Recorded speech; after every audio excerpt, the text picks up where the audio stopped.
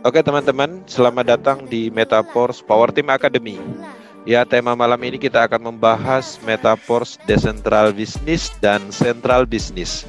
Dengan adanya materi malam ini ada beberapa perbedaan secara garis besar yang akan kita ungkapkan agar teman-teman bisa menyimpulkan bahwa Metaforce adalah sesuatu yang baru, benar-benar fresh, benar-benar mempunyai market yang luas, masih banyak orang yang belum tahu, masih banyak orang yang belum mengerti, sehingga ini adalah potensi besar kita sebagai pelaku bisnis di awal di Project Metaforce. Dalam hal ini pastinya tujuannya ada, akademi ini mempunyai tujuan yang cukup baik ya. Ini menumbuhkan pemahaman perbedaan sentral dan desentral di bisnis Metaforce. Teman-teman juga bisa melihat kelebihan dari bisnis sebelumnya untuk menambahkan keyakinan bahwa kita sedang mengembangkan sistem yang sangat kuat secara sistem dan teknologinya cukup hebat. Metaforce adalah proyek DeFi yang dengan sistem pemasaran yang belum pernah ada dalam sejarah bisnis pemasaran sebelumnya. Ini benar-benar belum pernah ada di dalam sejarah pengembangan network. Ya, sebuah sistem dibuat untuk mengembangkan banyak proyek DeFi, banyak platform, banyak elemen. Yang pada umumnya suatu sistem hanya mengembangkan beberapa produk, ya, tapi di sini kita mengembangkan dalam hal skala penuh semua yang berhubungan dengan DeFi project. Akademi yang telah kita luncurkan cukup banyak, teman-teman bisa mengulang di YouTube channelnya Power Team. Dan dalam hal ini kita akan melihat dari sisi sistemnya dulu, teman-teman. Kita sudah menjalankan central business cukup lama dan beberapa orang mungkin sudah puluhan tahun di dalam pengembangan bisnis sentral.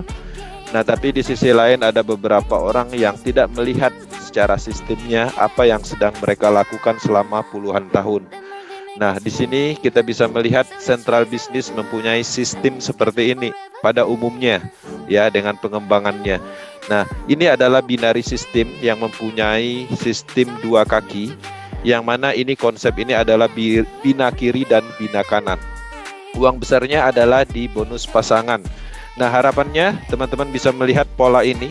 Pola ini berpotensi menjadikan sistem itu bubble ya, membentuk piramida sistem karena sistem ini berkelanjutan terus-menerus ke bawah dan pastinya menguntungkan orang atas. Nah, di sini kita bisa melihat bahwa central business yang menggunakan binary system itu pada intinya menguntungkan satu orang yang di atasnya ya, yaitu ownernya atau sistem intinya, yaitu perusahaannya atau owner tertentu. Kemudian selain dari itu kita juga kerap menjalankan atau mengembangkan bisnis sentral dengan pola sistem matahari ya, yang mana kita tertitik di satu, kemudian kita bisa merekrut sebanyak mungkin. Nah, tapi di sisi lain di sini tetap aturan mainnya adalah upland ya, tetap upland dan terus berkelanjutan, yang mana teman-teman bisa melihat potensi bonusnya biasanya di bonus sponsor yang cukup besar dan bonus kedalaman level. Dan pastinya di titik pertama adalah titiknya perusahaan, bahkan bukan hanya satu, terkadang ada banyak. Oke. Nah, selain dari itu juga teman-teman mungkin ya tanpa disadari ada yang menjalankan sistem trinary. Trinary ini adalah pengembangan dari binary, tapi di sisi lain tetap mempunyai unsur yang selalu tertuju ke atas, menguntungkan perusahaan, menguntungkan founder, orang yang paling pertama bergabung. Nah, konsep seperti ini saya rasa cukup tidak adil dalam hal pemasaran, karena pada dasarnya kita mengembangkan bisnisnya, terkadang kita memajukan suatu perusahaan atau seseorang. Nah, dalam hal ini keadilannya tidak ada, dalam hal tidak standar, tidak setara dengan pemasaran yang ada di lapangan. Nah, jadi kita bisa melihat pola yang kita jalankan saat ini. Metaforce menggunakan sistem yang sangat berbeda. Tidak ada kesamaan dengan sistem yang sudah ada, yaitu matrix system, sebuah penemuan oleh Lado Oktanikov. Dia menemukan logika pemasaran. Sebenarnya ini adalah logika pemasaran. Dalam hal ini adalah program smart contract. Program smart contract ini adalah sistem matrik untuk bisnis. Setiap orang yang memiliki sistem artinya dia mempunyai sistem seutuhnya untuk mengembangkan bisnisnya. Nah, menariknya sistem ini sebenarnya adalah produknya yang dipasarkan kembali. Secara logika, setiap orang yang membeli matrik S6 artinya dia mendapatkan 6 matrik kosong sekali beli. Dan dia bisa memasarkan sebanyak 6 kali. Dan ketika habis, otomatis membutuhkan 6 matrik berikutnya, itulah yang dimaksud dengan recycle. Matrik sistem yang selanjutnya ada namanya S3. Secara logika, kita membeli program tersebut dan kita mendapatkan 3 program untuk dijual, dipasarkan kembali. Nah, jadi logikanya hanya logika pemasaran. Kenapa logika pemasaran murni? Karena aliran bonusnya tidak terbagi. Nah, beda kasus di central business dalam sistem seperti ini, biasanya hasil dari pemasaran kita hanya mendapatkan 10%, 20%, itu namanya bonus sponsor. Kalau ini bukan bonus sponsor, tapi bonus pemasaran langsung, karena polanya 100% aliran dananya ke mitra. Nah, selain dari itu juga ada pengembangan matrik yang lebih rumit, ya, matrik berikutnya. Ini juga sistem baru yang belum pernah ada, yang terdiri dari 5 orbit 62 titik, di setiap titik ada 15%. Setiap orang yang memasarkan, dia akan mendapatkan 15% bonus matrik dan 10% bonus referral. Sisanya kemana? Sisanya tidak diberikan ke Lado Oktanikop, tapi dialirkan ke mitra yang lain. Polanya hanya itu, konsep sistem matrik yang didesain untuk berbagi sesama mitra. Nah, dalam kasus ini pasti ada perbedaan yang jelas aliran dananya. Aliran dananya semuanya terbagi ke sesama mitra. Di sini aliran dananya pastinya kita sedikit dan diberikan kepada rekening terpusat, yaitu perusahaan dan owner. Sistemnya seperti itu. Jadi sangat berbeda sekali dengan sistem yang dulu pernah kita jalankan dengan sistem yang sekarang kita jalankan. Sampai di sini harapannya bisa dipahami dalam hal sistem. Oke. Dari sisi produk, teman-teman, mungkin Indonesia kita selama ini menjalankan bisnis sentral, ya, pastinya kerap dengan produk-produk seperti ini. Produk fisik, produk yang bisa disentuh, produk nyata, yang mana ini adalah umum tradisional produk, ya. Nah, dalam hal ini pastinya dengan adanya perbedaan ini, teman-teman bisa melihat ternyata produk fisik itu ada di central business pada umumnya, dan produk program aset digital aset ada di Project Metaforce. Nah, yang menariknya kita mendapatkan produk program aset dan digital aset yang mana ini tidak banyak orang yang memahaminya, karena ini adalah produk yang dihasilkan dari blockchain.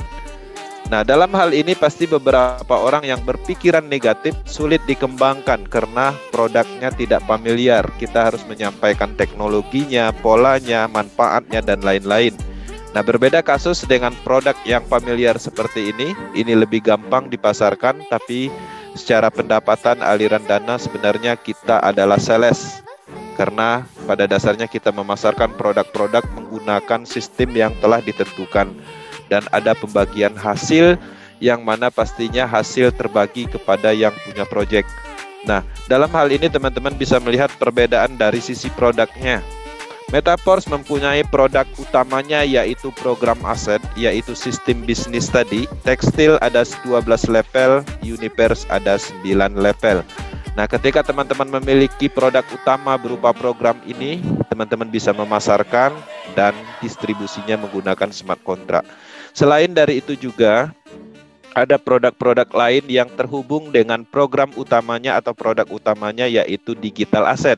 Ya, DAI stablecoin, alat transaksinya teman-teman akan dapatkan, kemudian ada token energi, ada Porscoin, ada NFT. Ini aset digital. Aset digital yang familiar seperti Bitcoin, Ethereum itu namanya aset digital.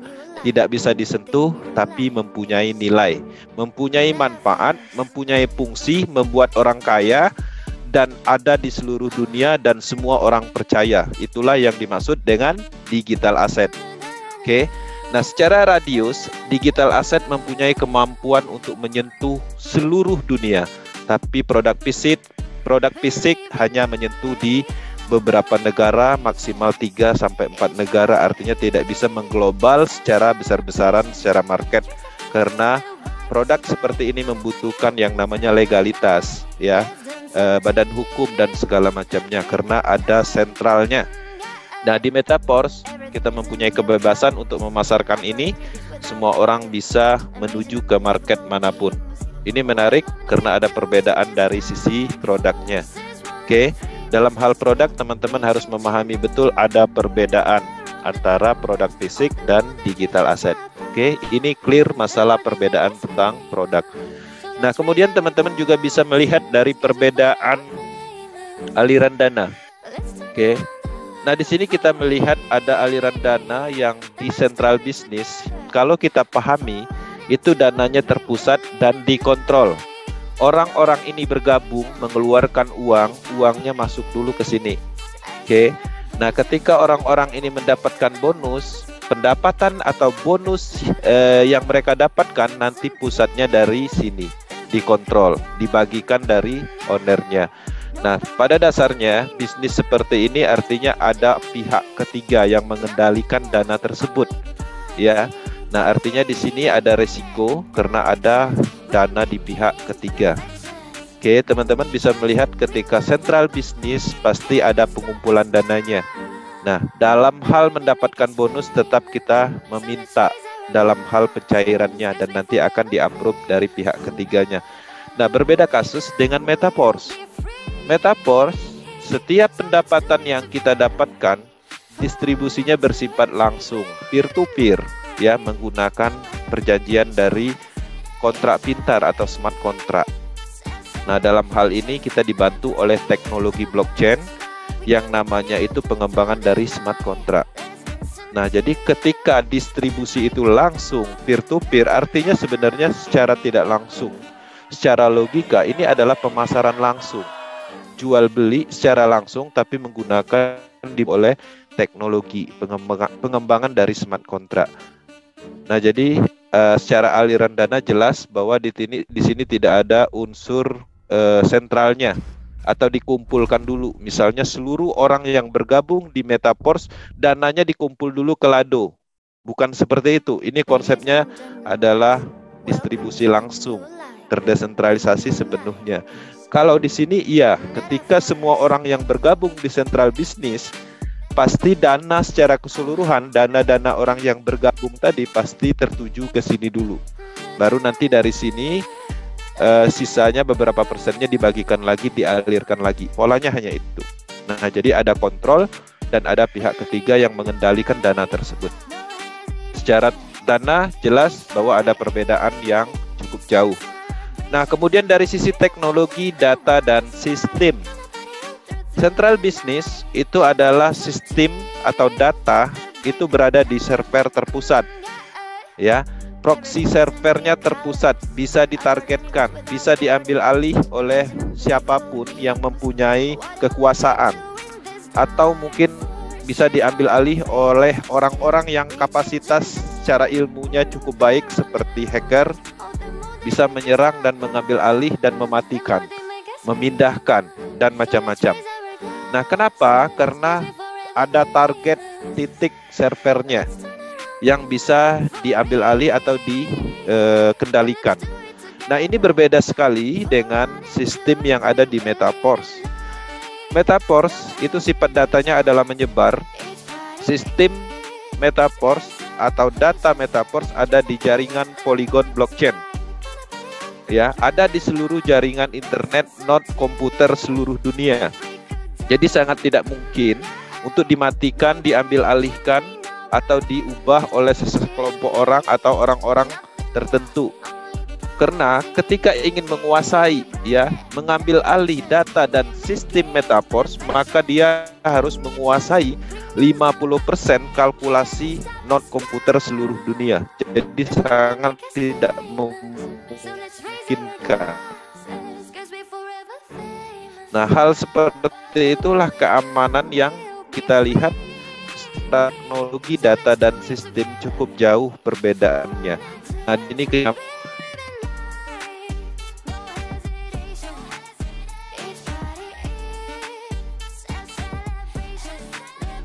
ikan program yang sudah ada di smart contract di blockchain Polygon.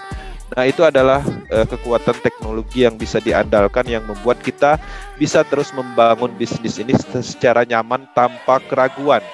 Teman-teman bayangkan ketika teman-teman mengembangkan sentral bisnis, ya, teman-teman kembangkan tapi pasti ada keraguan. Kapan bisnisnya berhenti? Terkadang ada pemikiran seperti itu. Kenapa? Karena memungkinkan bisa aja diambil alih, dimatikan oleh yang buat proyek atau dihack, diserang dan segala macamnya. Tapi di sini kita tidak mempunyai masalah yang ada di sini. Oke, secara teknologi data dan sistem jauh secara perbedaan, Metaverse lebih unggul. Nah, kemudian alat transaksi yang digunakan, teman-teman. Pada umumnya orang-orang menjalankan project network, lokal area, mengenal sistem network, pastinya alat transaksi yang digunakan adalah uang fiat. Ya, beberapa bisnis global menggunakan uang fiat dolar. Nah, kenapa bisa seperti itu? Karena pada dasarnya mereka adalah sentral bisnis yang masih tergantung oleh perbankan pihak ketiga, dan pastinya market atau produknya mereka itu adalah produk fisik yang tidak mungkin ditransaksikan menggunakan cryptocurrency atau currency digital. Nah, Metaverse sendiri, karena Metaverse ini adalah pemasaran produknya sendiri adalah program, dalam hal ini program aset dan digital aset, dan juga Metaverse ini adalah bisnisnya ada di ratusan negara berskala global, jadi sangat tidak memungkinkan menggunakan uang fiat. Jadi kita gunakan yang namanya cryptocurrency atau token. Oke. Nah, secara kelebihan dan keunggulan, penggunaan dari cryptocurrency atau token ini sendiri, pastinya kita penggunaan transaksinya bebas tanpa kontrol pihak ketiga atau perbankan. Nah, artinya kita bisa melakukan transaksi lintas global. Dan juga secara keamanan sepenuhnya dalam kendali kita.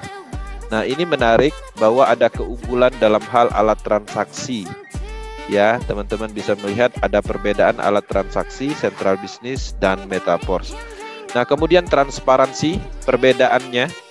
Kalau di central business, kita tidak akan pernah yang namanya menemukan bisnis itu transparan. Kita tidak akan pernah bisa login ke ID orang lain untuk mendapatkan historical atau untuk analisis atau kebutuhan testimoni. Gak akan bisa, karena itu sistemnya tertutup. Dan teman-teman pastinya juga tidak akan bisa melihat coding program, script program di dalam central business karena sifatnya sangat tertutup, ya, dirahasiakan. Nah, ini berbeda sekali dengan Metaverse. Metaverse menggunakan teknologi blockchain, yang mana prinsip dari blockchain teknologi, ciri-ciri utamanya adalah transparansi. Ketika bergabung di Metaverse, maka kita bisa melihat historical secara keseluruhan, kita bisa login ke ID siapapun, kita bisa melihat script program, bahkan kita bisa melihat isi wallet siapapun. Dalam hal ini, aliran dananya pastinya tidak ada yang tersembunyi, termasuk skrip programnya bisa kita pelajari, diaudit mata dunia. Jadi tidak ada hal yang ditutup-tutupin di project Metaverse. Ketika teman-teman masih kewalahan dalam hal melacak transaksi, melihat, meloginkan, atau melihat apapun yang sifatnya dibutuhkan dalam kebutuhan analisis, tidak bisa di Metaverse, artinya secara pengetahuan itu belum sepenuhnya paham tentang transparansi yang ada di Metaverse. Metaverse transparannya 100%, dan ini satu-satunya sejarah di dalam network yang menjalankan transparansi 100%. Rata-rata project network tidak ada yang namanya transparan 100%. Artinya ada tetap yang ditutup-tutupin. Walaupun ada laporan bulanannya, ya tetap ada yang ditutup-tutupin. Nah, ini menarik. Ketika bisnis ini transparan, artinya bisnis ini sepenuhnya jujur. Ketidaktransparansi itu adalah salah satu ciri dari proyek penipuan. Ini menarik, kita mempunyai keunggulan dari transparansi dibanding dengan bisnis yang dulu kita kerjakan. Oke, transparansi clear secara perbedaan. Kita lanjut ke data anggota. Teman-teman, ini ada perbedaan yang cukup jauh antara central business dengan Metaverse. Teman-teman, ketika kita menjalankan suatu proyek central business dahulu, pada saat kita melakukan pendaftaran, kita harus input nama, data KTP, alamat, nomor handphone, macam-macam. Dan semua data itu di database-nya si pembuat proyek, perusahaan tertentu. Artinya, mereka bisa mengakses data pribadi kita. Nah, artinya jelas bahwa Central Business ada pengumpulan data juga selain pengumpulan dana. Nah, dalam hal ini berbeda sekali dengan Project Metaforce. Metaforce Anonymous, dalam hal ini kita hanya membutuhkan ya aplikasi terdesentralisasi, Trust Wallet, Token Pocket, dan dihubungkan tanpa ada input data, baik itu data pribadi. Di sini juga tidak ada yang namanya pengumpulan data. Oke. Secara kelebihan cukup aman ya, perlindungan dari data pribadi ada di Metaforce, artinya kita lebih unggul. Ini perbedaan dari sisi data anggota. Nah, kemudian dari keamanan, teman-teman, dalam hal keamanan setiap bisnis ada namanya password, username. Rata-rata seperti itu kita loginkan. Nah, dalam hal ini kita merasa cukup aman dalam hal password. Tapi sebenarnya password ini tetap tersimpan di dalam sentral datanya mereka. Mereka bisa loginkan. Dan saya juga memahami ini karena dulu saya pernah membuat project ya. Dan kita memprogramkan sebuah sistem username, password itu kita punya. Selaku kita yang membuat project, walaupun itu rahasia. Artinya akses login ke akun kita itu bukan pribadi, tapi bisa diakses oleh perusahaan atau yang membuat project. Nah, dari sisi keamanan ini tidak ada sama sekali. Oke, ini berbeda sekali dengan Project Metaforce. Pada saat teman-teman ingin bergabung di Project Metaforce, teman-teman harus tahap awal membuat wallet dulu. Pada saat membuat wallet, disitulah terkandung yang namanya private key atau kunci pribadi.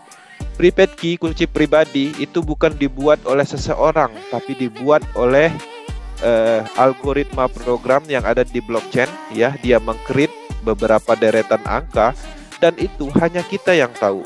Kalau itu hilang, satu orang pun di dunia ini tidak akan pernah bisa membobol private key atau kunci pribadi. Artinya secara keamanan sepenuhnya kita yang satu-satunya tahu dari sisi keamanannya. Kalau seandainya ini terjadi kehilangan saldo, kehilangan akses, pastinya itu adalah kelalaian pribadi. Ya, dalam hal ini sebenarnya cukup kuat secara keamanan. Nah, dalam hal keamanan pastinya Metaforce cukup unggul karena aksesnya hanya kita sendiri yang tahu. Kecuali kita berikan kepada istri, teman untuk mengetahuinya, mungkin secara keamanan baru terbagi. Tapi pada tahap pendaftaran, pada tahap create itu cukup aman karena hanya kita yang tahu. Dan itulah kelebihan dari Project Metaforce. Dari sisi keamanan kita unggul, ya teman-teman bisa melihat perbedaannya. Nah, kemudian di sini distribusi hasil pengembangan dan penjualan. Teman-teman, di dalam pengembangan bisnis pada umumnya kita menjual produk, paket investasi, aliran distribusi dana ke mitra itu hanya 5%, 10%, 15%, 20%. Anggaplah 20% yang terbagi, 15% bonus sponsor misalnya, 5%-nya dialokasikan untuk reward atau bonus pasangannya. Nah, sisa-sisanya ini kemana? Semuanya dana ini diambil oleh yang buat project. Nah, bisa disimpulkan artinya kita dimanfaatkan, kita memasarkan produk, memasarkan paket-paket investasi. Tapi sebenarnya dananya dikuasai oleh perusahaan, owner tertentu. Nah, bisa dikategorikan bahwa kita bisnis jaringan, tapi kita sebenarnya adalah sales. Sales memasarkan produknya mereka dan kita dapat fee, bahasanya seperti itu. Tapi menggunakan sistem. Sistemnya apa? Binary, trinary. Nah, polanya seperti itu. Nah, di sini ada perbedaan yang cukup jauh karena Metaforce adalah pemasaran juga dan Central Business adalah pemasaran juga. Tapi yang jelas distribusi hasil pengembangan dan penjualannya jauh sekali berbeda. Metaforce 100% itu didistribusikan ke mitra, ya, ke kita. Tidak ada didistribusikan ke Lado Octanicop. Hari ini, detik ini berhasil memasarkan tekstil metrik, maka hasil dari pemasaran tersebut sedikit pun tidak diberikan ke Lado Octanicop selaku orang yang mendevelop program ini.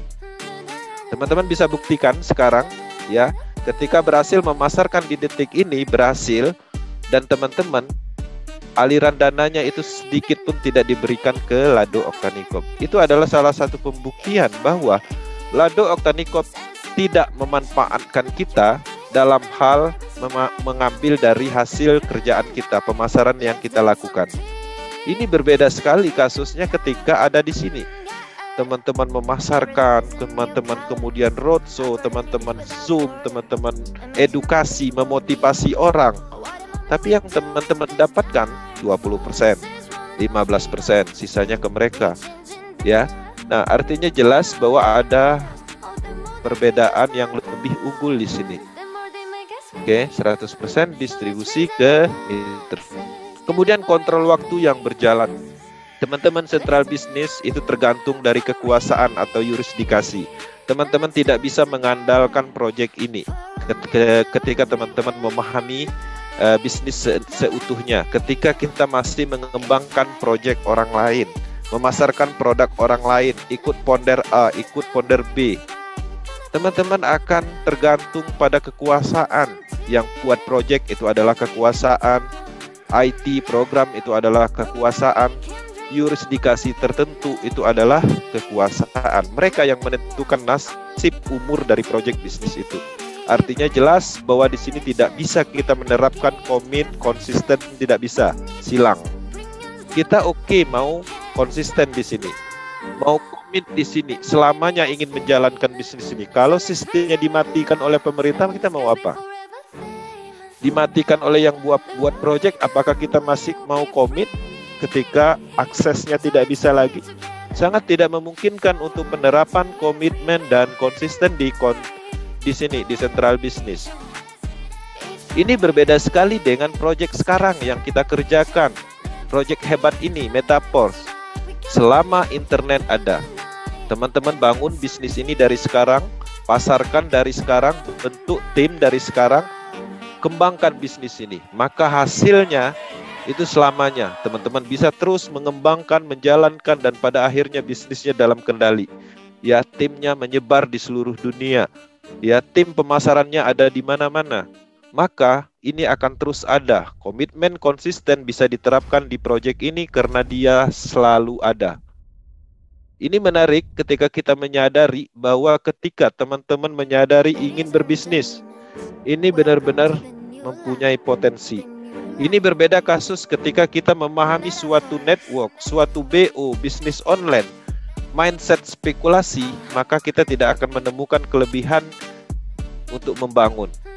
Ya, mindset judi, yang mana orang-orang rata-rata di Indonesia, leader-leader yang ada di Indonesia, mereka mengambil momentum di awal, dapat uang, ya, 2 bulan mereka cabut, tinggalkan tim mereka, tidak diedukasi, dan setelah 4 bulan sistemnya berhenti. Itu udah tradisi di network Indonesia, dan saya dulu dari situ. Kita ambil proyek-proyek baru, ambil manfaat, momentumnya. Ya, kita dapat uang dari perusahaannya, dari hal uang supportnya. Tapi kita merugikan ribuan orang yang mengikuti kita, yang percaya kita. Yang mana kita udah tahu bahwa jalan ceritanya pasti berhenti. Tapi di sini teman-teman, ya, terapkanlah komitmen dan konsisten, itu bisa. Ya, kembangkan bisnisnya, orang bergabung, orang percaya sama kita, edukasi, ya. Orang percaya sama kita, kita beri pemahaman, kita beri strategi pemasarannya. Dia bertanya, kita jawab, dan akan terjadi partner, mitra bisnis, business to business. Standarnya adalah statusnya sama. Tidak ada unsur antara ponder dan pengikut, ya, owner dan pengikut. Nah, jadi dalam hal ini kita mempunyai standar partner yang mana sama-sama mengerjakan bisnis. Matrik kita sama, harganya pun sama. Saya memasarkan bisnis, saya dapat.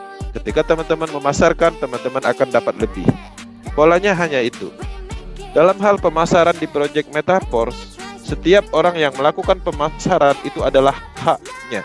Terkecuali di sisi lain dia ada di titik tertentu dalam hal perjanjian smart kontraknya. Misalnya recycle.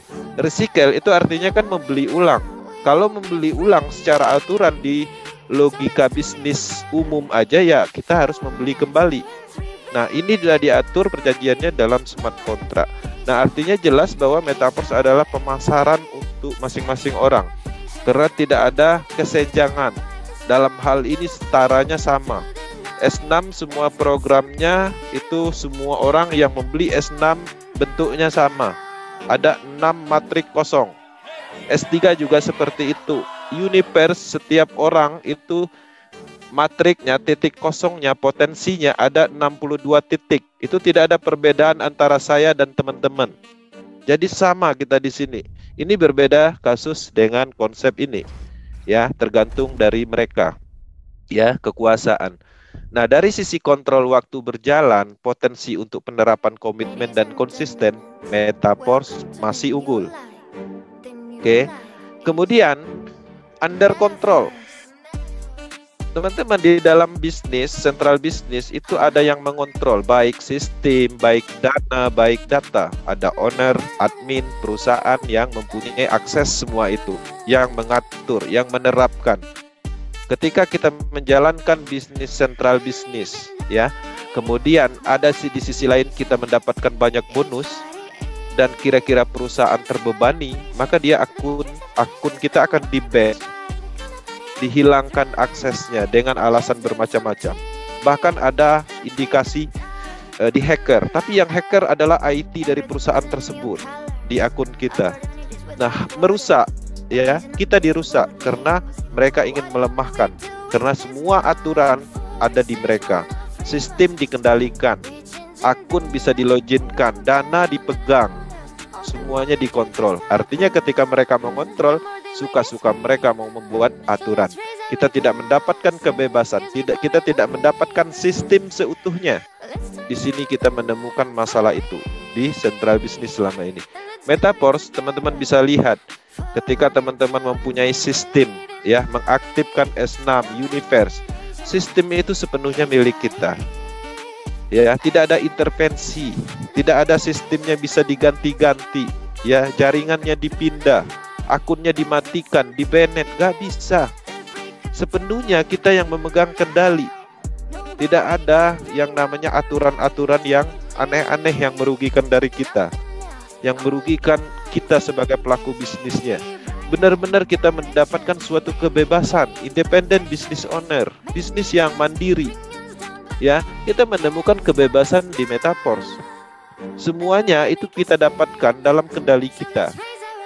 Ya, kita dapat aset, bagaimana caranya kita bisa mendapatkan uang, mengembangkannya. Dalam hal ini ada banyak peluang uang di project Metaverse. NFT lagi di develop, belum menghasilkan. Kita masih ada program Universe, kita masih ada program tekstil, kita masih bisa membeli Foursquare dan lain-lain. Artinya kita mempunyai banyak opsi dalam hal mengembangkan proyek yang sudah diluncurkan, dan itu tidak ada campur tangan dari admin tertentu, owner tertentu. Nah, ini adalah kelebihan dari under controlnya, jelas Metaverse lebih unggul. Oke. Nah, kontrol dari perusahaan, ya, kantor dan perusahaan ini sering ditanyakan.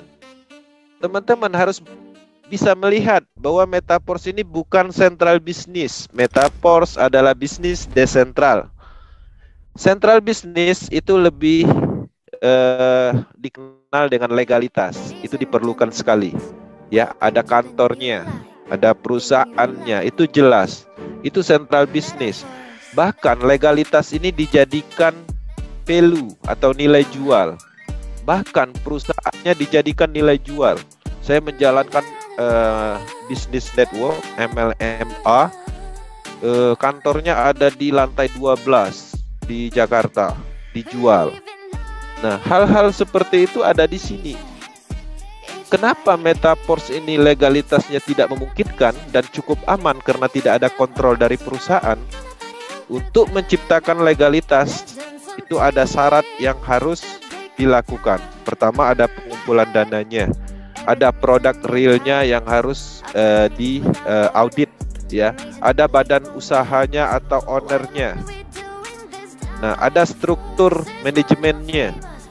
Nah, dalam hal ini tidak ada di project Metaverse karena sentralnya aja nggak ada, orangnya aja nggak ada, yang mengendalikannya aja nggak ada. Yang punya nggak ada, yang punya adalah semua orang, karena ini bagian dari sistem yang ada di jaringan internet Polygon blockchain. Semuanya tersebar di situ, bebas, sedia untuk tanpa ada unsur sentralnya. Jadi sangat tidak memungkinkan Metaverse dilegalitaskan. Ketika legalitasnya nggak ada, bahkan ini menjadikan bisnis ini cukup aman. Karena kenapa? Pada dasarnya banyak kasus bisnis network yang ada legalitasnya itu adalah banyak memakan korban selama ini. Ada MLM, ada BO investasi yang mempunyai legalitas yang cukup kuat. Legalitasnya perusahaannya 15 tahun sudah berdiri. Ternyata legalitas tersebut dipakai karena perusahaannya mau pilot misalnya. Nah, jadi tidak ada yang abadi dalam pengembangan bisnis selama ini yang kita temukan. Karena saya secara pribadi cukup lama menjalankan bisnis sentral ini, dan legalitas seperti apa yang belum saya temukan. Bahkan legalitas yang menggunakan badan hukum, materai dan segala macam, dan itu tidak ada kekuatan hukumnya pun saya tahu. Jadi tidak ada unsur yang dibanggakan ketika kita memahami dan kita sudah menjalankannya. Nah, sekarang kita menemukan suatu proyek, yang mana proyek itu adalah bagian dari teknologi yang sudah teruji, yang tidak memerlukan yang namanya unsur sentral, yang tidak memungkinkan untuk membuat legalitas. Jadi Metaverse unggul dari sisi ketahanan. Dalam hal legalitas itu tidak diperlukan, perusahaan tidak diperlukan. Oke. Nah, kemudian sistem distribusi dalam hal konsep, ya, konsep distribusi dalam hal ini di konsep central business pada umumnya itu withdrawal method, ya, withdrawal. Kalau bisnis itu masih ada tombol withdrawalnya, itu pasti sentral, walaupun katanya bisnisnya desentralisasi. Katanya aja desentralisasi. Karena kalau masih ada withdrawnya, pasti itu ada kontrol approval dari admin, owner atau perusahaan tertentu. Konsep yang terdesentralisasi sepenuhnya itu tidak ada unsur yang namanya withdraw. Itu harus dicatat. Ya, semua project DeFi itu tidak ada sistem yang melakukan penarikan dalam hal withdraw yang approve admin. Artinya kalau approve admin itu uangnya ada di mereka, nanti kita klik withdraw, mereka yang konfirmasi. Nah, artinya sistem seperti ini masih menggunakan manual konfirmasi pihak ketiga. Nah, di dalam proyek desentralisasi ada konsep withdrawal, tapi itu adalah smart contract dan bisa dicek secara transparansinya. Nah, beberapa kasus di DeFi project sekarang ada penerapan withdrawal, tapi itu murni adalah bagian dari pengembangan algoritma. Nah, Metaverse itu tidak ada proses seperti itu. Ketika teman memasarkan, matrik sistemnya menghasilkan di detik ini, detik itu juga ke handphone, di walletnya masing-masing. Kalau udah masuk handphone, wallet masing-masing artinya udah sah punya kita. Polanya hanya itu. Jadi tidak ada penarikan dalam hal klik withdraw, di-approve oleh adminnya setuju baru kirim dana. Bukan. Metaverse konsep sistem yaitu smart contract program, ya, otomatis tanpa ada withdrawal, jadi instan. Nah, jadi ini adalah salah satu keunggulan, ya, artinya kita bisa langsung menikmati hasil dari kerja keras kita. Berbeda kalau konsep sentral, bonusnya terkumpul dulu di dalam satu akun, ya, kemudian kita ingin jadikan rupiah, kita klik withdrawal, iya kalau di-approve. Kalau adminnya mau bayar, karena ada konfirmasi approval dulu. Nah, dalam hal ini kita unggul dari sisi distribusi sistem konsepnya. Oke, teman-teman bisa memahami perbedaannya. Nah, itu adalah bagian dari perbedaan garis besar, dan ada banyak perbedaan hal-hal kecil lainnya. Yang terpenting kita memahami unsur dasarnya, perbedaan antara central business dan bisnis yang sekarang kita kerjakan. Nah, dari kesimpulan dari perbedaan yang sudah dijelaskan, ternyata Metaverse lebih unggul. Artinya, kita cukup yakin proyek ini adalah proyek yang benar. Proyek yang mempunyai unsur kelebihan lebih berlipat-lipat dari yang bisnis yang dulu pernah kita kerjakan. Oke. Nah, itu adalah bagian dari materi malam ini, dan selanjutnya untuk informasi terbaru dari news official dalam minggu ini, Teman-teman, sebagai informasi bahwa kontes video yang hadiahnya cukup besar itu sudah terjadi kontes maraton dan sudah ditutup di tanggal 20 kemarin. Oke. Nah, untuk yang sudah mengirim video nanti akan ada informasi siapa pemenangnya. Ya, teman-teman, nanti ada informasi pemenangnya siapa dan mudah-mudahan kita masuk dalam kategori mendapatkan uang dari sisi kontes ini. Ya, hadiah pertamanya itu cukup besar, 150 juta, $10.000. Hadiah keduanya 75 juta dan ada 52 sama 20 hadiah kecil-kecilnya. Mudah-mudahan kita dapat karena ada kemungkinan banyak potensi. Walaupun nggak dapat hadiah nomor 1, minimum dapat 2, 3 atau yang lainnya. Nah, dalam hal ini akan ada informasi lebih lanjut siapa pemenangnya, nanti ditunggu informasi berikutnya. Nah, sekarang teman-teman bisa mempersiapkan diri untuk masuk di dalam kontes maraton. Ya, kontes yang kedua. Kalau ini lebih ke video animasi promosi. Kalau ini lebih ke blogger atau menjelaskan, ya, teman-teman bisa berkreativitas menggunakan alat, tool atau apapun lokasi di sini di kontes yang kedua, ya, menjelaskan marketing plan universe, menjelaskan potensi Foursquare NFT dengan kamera atau kapasitas yang lebih baik misalnya. Teman-teman buat sebagus mungkin dan bisa mengikuti kontes yang kedua, dan ini juga hadiahnya luar biasa, akan diumumkan secepatnya. Oke, itu informasi dari kontes yang keduanya. Dan kontes ini akan terus ada. Kenapa ini kontes diperlukan? Inilah kehebatan dari Metaverse. Metaverse mempunyai pola pengembangan yang konsepnya adalah terdesentralisasi, bisa dibilang seperti itu. Karena pada dasarnya properti dibentuk bersama-sama dan bisa digunakan oleh siapapun untuk promosi. Promosi, edukasi, motivasi, dan lain-lain. Bebas kita gunakan. Nah, dalam hal ini pastinya teman-teman bisa memahami bahwa kita tidak akan pernah yang namanya kekurangan dalam hal properti promosi. Kekuatan dari pemasaran itu adalah promosi. Promosi itu pastinya membutuhkan properti, video, gambar, copywriting, voice, ya, slide, dan banyak lagi. Itu adalah bagian dari properti promosi, termasuk juga testimoni, ya, itu adalah properti promosi.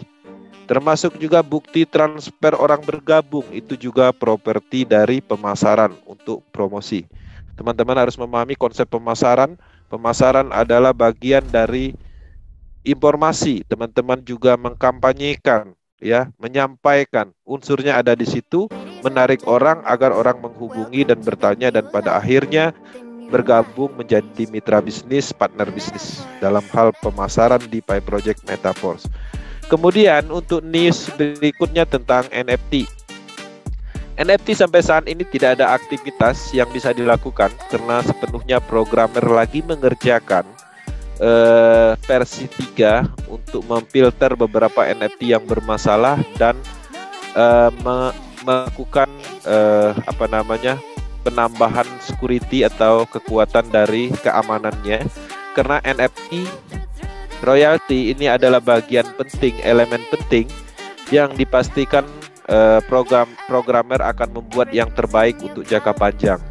Karena ini adalah aset yang akan terus digunakan sebagai pendapatan hasil atau pembagian hasil dari keuntungan ekosistem, maka pastinya NFT ini harus didesain semaksimal mungkin dari sisi algoritma programnya, security-nya, dan macam-macam. Pastinya membutuhkan waktu, ya, teman-teman tinggal menunggu informasi berikutnya, maka kita akan ada instruksi bagaimana caranya untuk migrasi ke versi 3. Akan ada informasi lebih lanjut. Dari sini teman-teman bisa melihat dari NFT yang kita punya saat ini, maka kita akan mendapatkan rating dari penilaian filter programnya. Maka NFT kita akan mempunyai nilai 100%, bisa langsung masuk ke versi 3, migrasi ke versi 3. 1-99% teman-teman bisa mengcompare-nya kembali ke Just NFT dengan energi yang sesuai, atau bisa menambahkan dengan memasukkan sejumlah DAI. Maka teman-teman bisa pergi ke versi yang ketiganya. Kalau 0%, teman-teman juga bisa memasukkan dalam hal penggunaan DAI dan menuju ke versi 3. Maka di sini tidak ada yang dirugikan, filter algoritma programnya akan berfungsi, akan mendeteksi dalam hal keamanan dari NFT yang teman-teman punya nantinya, maka ada rating ya. Dan harapannya kita yang sudah mempunyai NFT mendapatkan rating yang 100%. Semoga dalam waktu dekat kita mendapatkan informasi tentang NFT, karena berdasarkan informasi seharusnya ada pengumuman malam ini, kita lihat nanti. Tergantung dari programmernya, ketika mereka menyatakan semua tes uji cobanya berhasil, maka akan ada informasi lebih lanjut tentang migrasi versi 3. Tapi poinnya jangan ada aktivitas di NFT karena saat ini programnya memang lagi di develop. Oke. Kemudian update Porsquin. Sebagai informasi, Porsquin sudah memasuki distribusi 29%. Tinggal ada sekitar 70% lagi teman-teman bisa memanfaatkan untuk mendapatkan Porsquin dengan harga murah. Saat ini update terakhir informasi harganya ada 0,34 per Porsquinnya, dan ini akan terus meningkat, dan harga murah hanya bisa didapatkan di fase distribusi ini. Ketika dimarketkan, banyak analisis menyatakan ini adalah potensi harganya akan tinggi, dan harapannya teman-teman bisa memanfaatkan peluang distribusi ini. Total yang sudah distribusikan ada 136 juta lebih ya. Total supply dari keseluruhan 468 juta ya. 80% didistribusikan melalui program e-Universe. 20% sisanya dari total supply itu dialokasikan, didistribusikan dari TR token dan beberapa program lainnya termasuk Metaverse nantinya. Oke, ini adalah informasi untuk Porsquin. Di sini teman-teman bisa melihat satu DAI stablecoin kita keluarkan, kita mendapatkan 2,88 Meta Porsquin. Ya, jadi ada kursnya di sini, dan ini akan berjalan seiring open block ya, open block yang terbuka pada saat microbloknya terus berjalan, dan pada akhirnya nanti harga terakhir itu di $0,9 sebelum dimarketkan blok terakhir. Oke teman-teman, kita selesaikan materi malam ini dan kita akan lanjut ke sesi tanya jawabnya. Kami Power Team Indonesia sangat komitmen dan konsisten mengembangkan proyek ini. Unsur kita adalah manfaat dan ingin memberikan suatu hal baru ya, peluang baru, yang mana kita meyakini bahwa proyek ini akan menjadi sejarah dalam pengembangan DeFi proyek terbesar di dunia, karena banyak sekali platform atau elemen-elemen yang dikembangkan di dalam ekosistem ini. Mungkin saat ini belum ada aktivitas yang begitu menarik, hanya memasarkan program, tapi teman-teman ketika ekosistem ini tumbuh, maka ini akan menjadi perhatian dunia, dan ini akan menjadi sejarah kita. Yang ada malam ini adalah orang-orang pertama di dalam mengembangkan proyek ini. Kita ikut dalam sejarah pengembangan ini. Nah, semoga apa yang kita harapkan berjalan lancar, dan pastinya kita akan terus berlanjut mendapatkan manfaat dari bisnis ini. Ada banyak hal manfaat, selain dapat uang, kita juga dapat akademi tentang blockchain, mindset tentang bisnis, ilmu-ilmu lain tentang pemasaran, teman, relasi, yang pastinya kita berpikir positif, tidak lagi berpikir spekulasi, mindset judi, kita rubah semua dengan platform ini. Semoga teman-teman mendapatkan manfaat dari hadirnya Metaverse ini di Indonesia, dan kami sangat berharap Metaverse menjadikan sebuah solusi ketika teman-teman dulu pernah merugi, dan ini kita berikan suatu bisnis dengan kekuatan teknologi dan sistem yang cukup baik berskala